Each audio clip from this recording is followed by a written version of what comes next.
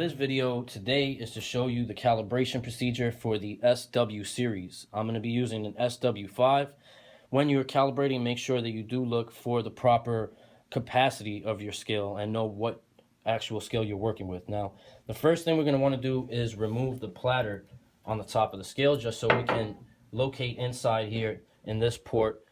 Right here, there's a screw at the bottom. This is to remove the calibration plate, which is located underneath the scale. So after we remove this screw from the top, we want to flip that around, get this screw out, and you'll see that there's one more screw located underneath to hold this plate in.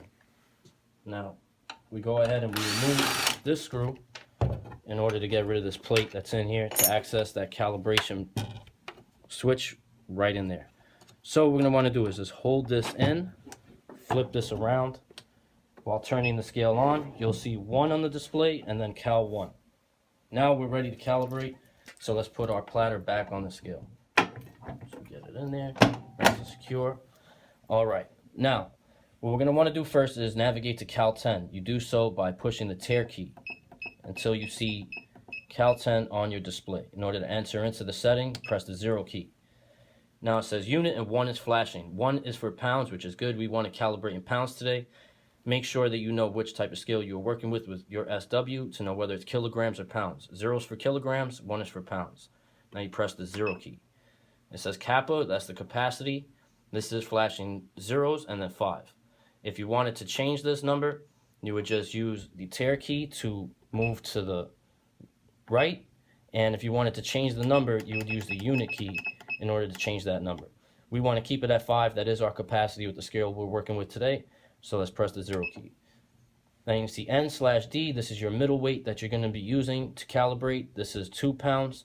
As once again, just make sure that with your capacity, you know what the middle weight should be. It should always be 1/3 of the capacity.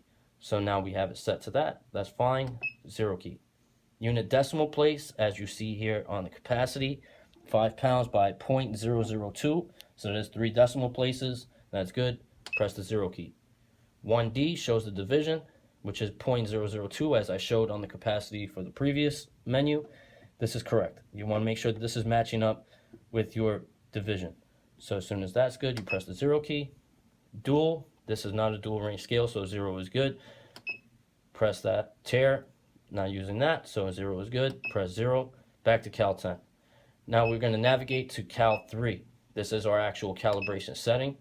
So 0 in order to enter in. 0 is now showed on the display. This is your 0 calibration. So now make sure there's no weight on the platter.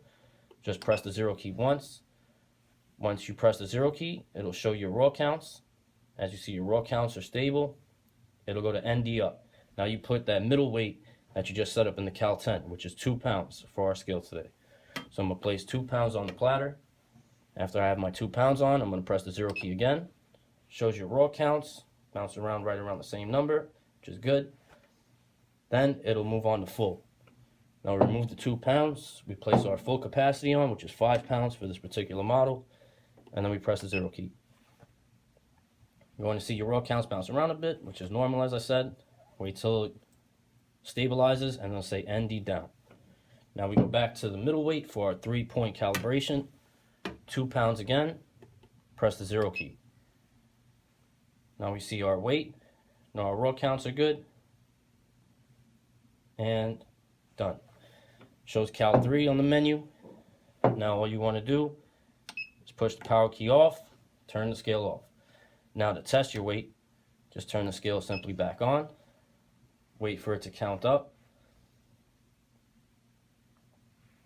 Once we get to stable at 0, test your weight. Place 1 pound on. 1 pound steady, 2 pounds. 2 pounds is good. And now let's check with 5 pounds for full capacity. 5 pounds on the money, we're fully calibrated. And the last step that you would like to do is make sure you turn the scale off. Make sure you get that off. Flip this around again, place that calibration switch back in. Once we have the calibration switch back in, make sure we get the screws back in the right place. Flip that around. long screw down in the hole.